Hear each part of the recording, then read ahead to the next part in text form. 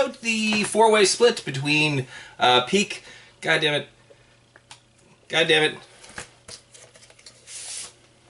Yeah. Pique, AMITIE, LYTIC, and Chivalia. So this is an international split that was released on 3 labels. Zegema Beach Records, Shove Records, and Moment of Collapse Records. So even though Larry from Larry Records band is in here and Matt from Illuminate My Heart, this was kind of, what I don't want to say, like right before, well actually it probably was right before both labels initially started. So I did not put together this split in any way, shape, or form. I was brought in after the fact. I assume Larry and Matt had pretty much got this one together. So yeah, I guess let's talk about the physical thing first. So there's 300 of these made on, actually before I do that, we should talk about the art. Because the art was done by Natty of Cassis. I forget who sourced him. Someone said Natty should do the art. We said okay. So we paid for new art and everything, and honestly, I think it looks absolutely gorgeous. Not only that, but I remember we paid for the booklet too. Well, not that we paid for the booklet, but we paid for the art for the booklet. And then I printed most of the booklets, at least for ZBR and one other label, maybe for all the labels, I don't remember. But they're actually really nice.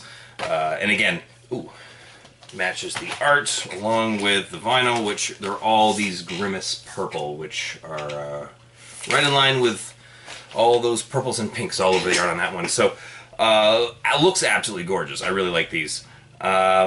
There was 300, I'm assuming it was like 100 each label-ish or so, and then out to the bands as well. So let's talk about the bands themselves. So LYTIC is on here. This was the last LYTIC stuff that we helped release.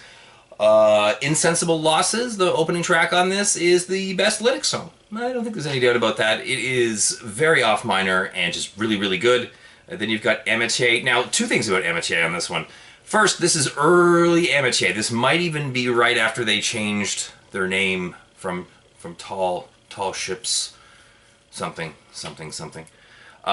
So I guess this was like a new incarnation where they were getting heavier, but this release is still pretty soft. They played ZBR Fest just the other week, 2023, and they are much heavier and way more technical now. This like singy emo thing is totally gone. It is not present in the band anymore, and I think they've had at least 1 to 2 member changes, which likely reflects the sound, as well as Matt really delving into guitar more. I feel like Matt really plays some sick shit nowadays, and this is like decent, but I like screamo more than emo, so there you go.